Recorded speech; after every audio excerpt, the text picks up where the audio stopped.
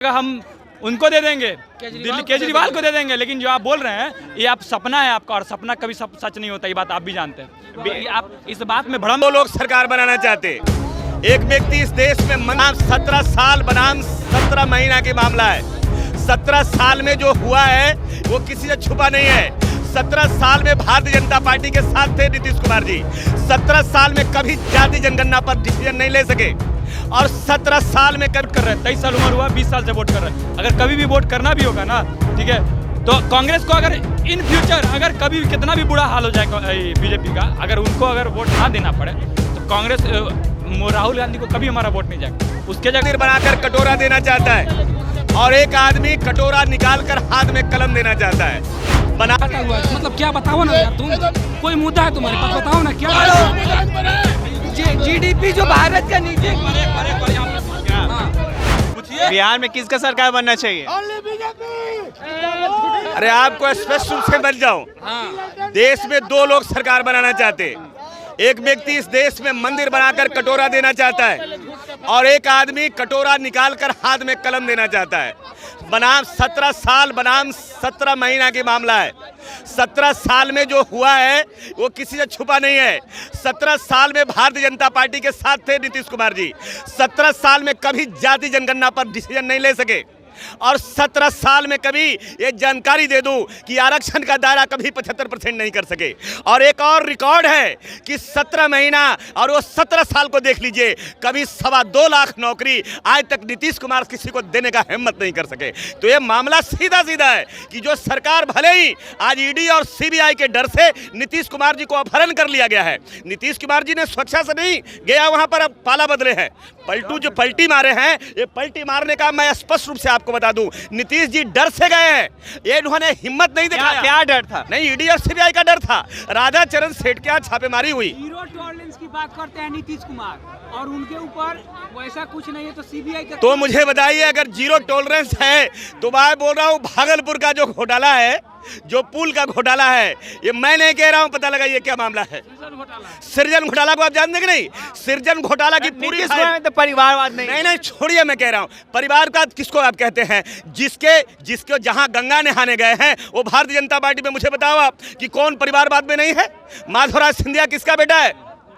बताओ आप ही से मैं पूछना चाहता हूँ। और निकालिए, आज कहाँ लोग हैं? अमित शाह का बेटा जैसा कहाँ है? अमित शाह का बेटा जैसा कहाँ है? आप निकालिए, परिवार अगर नहीं है। राजनाथ सिंह का बेटा कहाँ है? कल्याण सिंह का बेटा कहाँ है? किसको आप जानना चाहते हैं? आप मुझे बोलिए, येदुरप्पा का बेटा कहाँ है? आप निकालिए। आप शिवराज का भाई कहाँ है? निकालिए। पूरे परिवारवाद की फौज है। अकेले भारतीय जनता पार्टी ये पूरे देश में झूठ और बवंडर पैदा करके ये परिवारवाद की बात करती है। परिवारवाद पे काटते हैं आपको, कह रहे हैं कि अपने 5 नेताओं का नाम गिनवाया कि उनके मतलब लड़के या कुछ न किसी पद पे हैं, यही ना? तो कहा यह जा रहा है कि अगर जो मतलब नेता है उनकी मतलब पूरी टीम, उनके जो परिवार है, वो तो पार्टी का अध्यक्षता नहीं ना करते हैं बीजेपी का। हम कह रहे हैं मामला अध्यक्षता का नहीं है। मुझे सवाल ये बताइए कि भारतीय जनता पार्टी जब आई थी लोकसभा में, उम्मीदवार बनकर नरेंद्र मोदी आए थे, वो कब आए थे? 2014 में आए थे। और 2014 में आते आते क्या बोला था कि 2 करोड़ नौकरी नौजवानों को दूंगा, किसानों का आय दुगना करूंगा, स्मार्ट सिटी बनाऊंगा, और मैं बता रहा हूं देश में एक भी रोजगार देखने को नहीं मिलेगा। तो आप मुझे बताइए कि अब भारतीय जनता पार्टी एक आध वादा अगर पूरा कर रही है तो मुझे बता दीजिए आप। अगर स्मार्ट सिटी पटना आपकी बनी है, या भारत की कोई ऐसी स्मार्ट सिटी तो मुझे नाम बताइए। अगर 2 करोड़ के बदले अगर ये केंद्र की सरकार साल में अगर 2 लाख भी नौकरी दिया है तो मुझे आप बता दीजिए। अगर किसानों की आय आज भिखारी की तरह कटोरा ले, कांग्रेस की जब सरकार थी तो क्या नौकरी दी थी? तो आप मुझे बताइए, अगर कांग्रेस की सरकार नहीं थी तो हम कह रहे हैं उपलब्धियां आप गिनिए। कांग्रेस की सरकार जो भी देश में है कांग्रेस की दिखाई दे रही है। अगर नरेंद्र मोदी जी ने कुछ बनाया है तो मुझे बता दीजिए। मुझे बताइए आप। सुन लीजिए, अगर हम लोग एक खुला चैलेंज देते हैं, अगर जिंदगी में कभी भी, अगर अभी भी 3 साल से वोट कर रहे हैं, 23 साल उम्र हुआ, 20 साल से वोट कर रहे हैं, अगर कभी भी वोट करना भी होगा ना, ठीक है, तो कांग्रेस को अगर इन फ्यूचर अगर कभी कितना भी बुरा हाल हो जाए बीजेपी का, अगर उनको अगर वोट ना देना पड़े तो कांग्रेस राहुल गांधी को कभी हमारा वोट नहीं जाएगा। उसके जगह हम उनको दे देंगे, दिल्ली केजरीवाल को दे देंगे। लेकिन जो आप बोल रहे हैं ये आप सपना है आपका, और सपना कभी सच नहीं होता, ये बात आप भी जानते हैं। ये आप इस बात में भ्रम में जी रहे हैं कि आप कांग्रेस आएगा या राहुल गांधी आएंगे, कभी नहीं आने वाले। बिहार में किन का सरकार बनना चाहिए? बीजेपी बनेगा, बिल्कुल बनेगा, नो डाउट। जो भी बनेगा वो आप देख लीजिएगा। वही बोल रहे कि नहीं, रोजगार ही नहीं दिए। हम कह रहे हैं, आप किससे सवाल कर रहे हैं? ये जो नौजवान है ये भटका हुआ नौजवान है। सुनिए तो पहले, आप सुनिए, आप कंप्लीट करिए।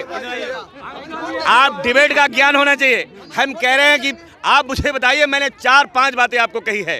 भारतीय जनता पार्टी को मैं कह रहा हूं, ये देश में मंदिर की जरूरत है कि रोजगार की जरूरत है, शिक्षा की जरूरत है, शिक्षा की। शांति रहो, कंप्लीट करने दो।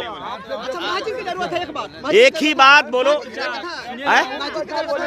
जिसकी बोलिए।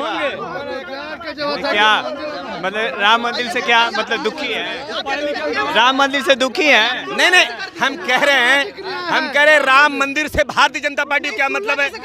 राम मंदिर से भारतीय जनता पार्टी को क्या लेना देना है? बीजेपी की राम मंदिर साधु संतों का एजेंडा है, राम मंदिर हिंदुओं का एजेंडा है, राम मंदिर सनातनियों का एजेंडा है। आप अगर बह रहे हो कि जब ये काम भी राम मंदिर का काम ही नरेंद्र मोदी करेंगे तो ये देश के शंकराचार्य क्या करेंगे? मुझे बताओ।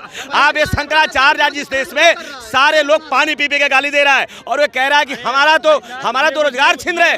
आप कहाँ बैठे? हम कह रहे हैं कि हमसे बड़ा हिंदू है क्या वो? हमने भारतीय जनता पार्टी में जो बैठे हैं ये चर्बी के रोजगार करने वाले हैं। ये सारे लोग इस देश में जो डालडा से लेकर के ये चमड़े का जो व्यापार करने वाले हैं, मांस का एक्सपोर्ट और इंपोर्ट करने वाले हैं, जो कभी भी देखिए ये लोग वो लोग हैं। सुन लीजिए, अब हमसे एक बात सुनिए। अब ये बोल रहे हैं बहुत पढ़े लिखे हैं, ये लोग वो लोग हैं जो अपने पिता को पिता नहीं बोल के पड़ोसी के पिता को पिता बोलते हैं। क्या समझे? अपने बाप को बाप नहीं बोल के दूसरे को बाप बोलने वाले हैं, वैसे है ये लोग। कहना चामरा के स्वीकार कर लो। जब मोदी खराब रहन तो 2014 से आज 2024 लगा झक मारते रह। बिहार में किसका सरकार होना चाहिए? बिहार में बीजेपी का सरकार होगा भाई, भारी बहुमत से लिख लीजिए बीजेपी का सरकार। भारी बहुमत से, बीजेपी नहीं, भारी बहुमत से। नीतीश कुमार। सुनिए, अब हम बताते हैं, हम भोजपुरी में बतियाते हैं, हम बिहार के हैं। कहने का मतलब है माइंड को घुमाने वाली बातें आप लोग मत कीजिए। ये जो कर रहे थे ना बातें, ये माइंड को घुमाने वाली बातें कर रहे थे युवाओं को। लेकिन युवा अब उतना पागल नहीं है। रोजगार मिल रहा है कि नहीं मिल रहा है? रोजगार युवा अपने आप पे दम पे फोकता है, युवा अपने आप के दम पे फोकता है। मोदी से कंपेयर कर रहे हैं, वो पीएम है, जिसमें दम होती है ना उसी की कोई बात होती है। क्या समझे? सुनिए ना, पलटू राम चाचा है, आज से नहीं पलट रहे हैं। आप इतिहास उठा के देखिए कब से पलट रहे हैं। एक बात हमको बता दें, यहाँ बोल रहा है सबकी जाति बात है, हिंदू मुस्लिम का बात नहीं कीजिए। ठीक है, हम नहीं करेंगे। अरे सुनिए, बात नहीं करेंगे। जब यहाँ पे हम चले, मुस्लिम तो छोड़ दीजिए, वो तो अलग बात हो गया। यहाँ हिंदू जब हिंदू का विरोध कर रहा है। आप एक बात बताइए, आप बोलते हैं कि हम जाते हैं वृंदावन जाते हैं, हम कृष्ण जी को मानते हैं, ठीक है, अच्छी बात है। आप ये बोलिए ना कि हम राम जी को, आप ठीक है कम मानिए, जो उसी नहीं जाए, बहुत जल्दी जाने वाले। अरे बहुत जल्दी जाने वाले, बहुत जल्द अयोध्या में। अरे अयोध्या सुनिए, अयोध्या कहाँ पड़ता है ये बताइए आप हमको? यूपी में पड़ता है। यूपी आप गए हैं?